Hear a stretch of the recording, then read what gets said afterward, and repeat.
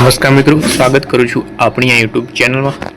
તો common entrance test એટલે કે સીઈટી જે 2026ની એક્ઝામ લેવામાં આવનાર છે, તે એક્ઝામ માટે તમારે ઓનલાઈન રજિસ્ટ્રેશન કેવી રીતે કરવું તે અંગેની સંપૂર્ણ જાણકારી આજના વિડીયોમાં આપવાની છે। વિડીયો છે લાસ્ટ સુધી જોજો, બિલકુલ સ્કીપ ના કરતા, અને ચેનલને ખાસ સબસ્ક્રાઈબ કરી દેજો। તો મિત્રો, આજનો આપણે વિડીયો શરૂ કરીએ છીએ। કોમન એન્ટ્રન્સ ટેસ્ટ સીઈટી 2026 અંતર્ગત Gujarat state tribal education society હસ્તકની શાળામાં પ્રવેશ માટે વધારાનું જાહેરનામું, એટલે કે સીઈટી માટે જાહેરનામું અહીંયા તમે જોઈ શકો જાહેર થઈ ગયેલ છે। હવે મિત્રો, ગયા વિડીયોમાં એક મિસ્ટેક થઈ ગઈ હતી કે સીઈટી ફોર્મ છે, મેં એમ કહ્યું હતું કે ધોરણ 6ના વિદ્યાર્થીઓ ભરી શકે છે, પરંતુ મિત્રો આમાં એ વિદ્યાર્થીઓ ભરી શકે છે કે જે હાલમાં જે વિદ્યાર્થીઓ ધોરણ 5માં અભ્યાસ કરતા હોય, એટલે કે જેમનો હાલમાં 5 ધોરણમાં અભ્યાસ ચાલુ હોય, કન્ટિન્યુ હોય, તે વિદ્યાર્થીઓ પરીક્ષા આપી શકે છે। અને ધોરણ 6માં આવે છે તો ધોરણ 6માં તેમને સ્કોલરશિપ ઉપરાંત જે Gyanshakti residential school, tribal school, Eklavya school તેમજ રક્ષાશક્તિ સ્કૂલ છે, તે શાળામાં ધોરણ 6ની અંદર પ્રવેશ આપવામાં આવે છે।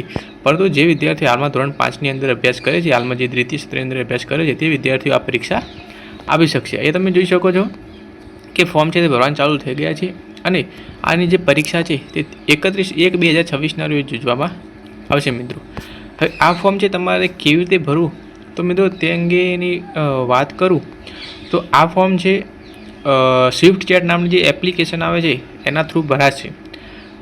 આમાં છે સ્કૂલ દ્વારા ફોર્મ ભરી શકાશે અને જાતે પણ ફોર્મ ભરી શકો છો। જાતે ફોર્મ ભરવા માટે તમારે કેટલીક ડિટેલ જોઈશે, જેવી રીતે સ્કૂલનો ડાયસ કોડ, તેમજ કોઈ બી સ્કૂલના કોઈ બી એક ટીચર કોડ આવે છે તે, એ રીતનું મિત્રો જોઈશે।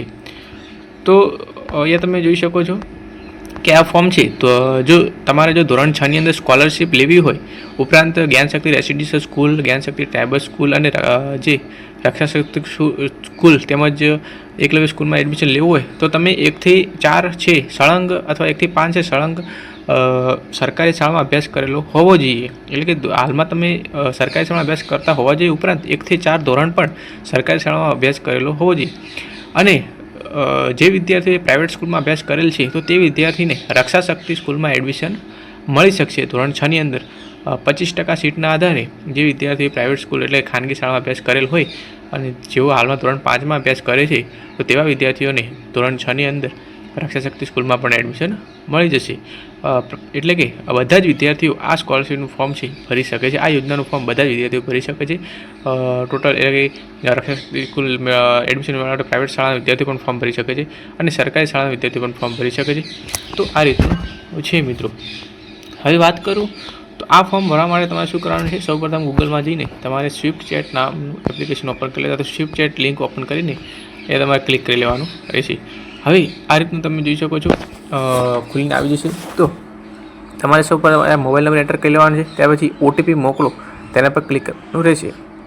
તો આપણે તેના પર ક્લિક કરીએ એટલે તમે જોઈ શકો છો ઓટીપી આવી જશે, અને ઓટો બિલ થઈને ઓટીપી છે તે અહીંયા તમે જોઈ શકો છો ઓટીપી આવી ગયો છે, અને સિલેક્ટ પણ થઈ ગયું છે। હવે આપણે અહીંયા તમારું છે નામ લખી દેવાનું રહેશે।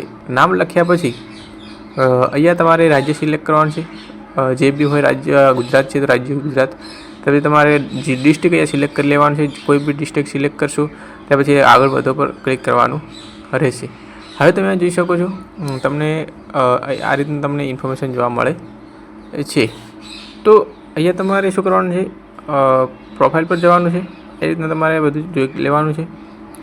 ત્યાર પછી અહીંયા તમારે સર્ચમાં કરવાનું છે સીઈટી, આ રીતનું તમારે સર્ચ કરવાનું છે સીઈટી। તો અહીંયા તમે જોઈ શકો છો કોમન એન્ટ્રન્સ ટેસ્ટ એવું લખેલું આવે છે। તો આ રીતનું તમારે આવશે, આખું ચેટ ઓપન થઈને આવી જશે। ત્યાર પછી તમારે હાઈ એમ ક્લિક કરી લેવાનું છે। ત્યાર પછી તમારે ભાષા સિલેક્ટ કરવાની છે, ઇંગ્લિશ, ગુજરાતી, આપણે ગુજરાતી રાખીશું। ત્યાર પછી આગળ વધુ એના પર ક્લિક કરીશું, અને શું તમે શિક્ષક છો, તો હું શિક્ષક છું તેના પર ક્લિક કરવાનું રહેશે। ત્યાર પછી મિત્રો ખાસ શાળા કોડ દાખલ કરવાનો રહેશે। તમે શાળા કોડ દાખલ કરશો એટલે ડાયરેક્ટલી તમારે શાળાનું નામ શો થઈ જશે, શાળાનું નામ શો થશે। ત્યાર પછી એક શિક્ષક કોડ દાખલ કરવાનો છે, તો તમારે શિક્ષક કોડ દાખલ કરવાનો રહેશે। અને ત્યાર પછી બધા જ વિદ્યાર્થીઓનું જે લિસ્ટ છે, ધોરણ 5ની અંદર અભ્યાસ કરતા બધા જ વિદ્યાર્થીઓની લિસ્ટ આવી જશે, અને એમ એક એક કરીને તમારે બધા જ વિદ્યાર્થીઓનું ફોર્મ ભરવાનું રહેશે। બીજી વાત કરું કે જો તમારે આ ફોર્મ છે ઘરે બેઠા ઓનલાઈન ભરાવવું હોય, તો તમે આપેલ નંબર પર સંપર્ક કરી શકો છો, તો અમે તમને ફોર્મ છે તે ભરી આવીશું। તો આ હતો એક નાનકડો વિડીયો. જો મિત્રો તમને વિડીયો પસંદ આવ્યો વિડીયોને એક લાઈક કરી દેજો અને તમારે છે કંઈ પણ પૂછવાનું તો કમેન્ટમાં આવશે જણાવજો. તો મળી છે બીજા એક નવા વિડીયોમાં.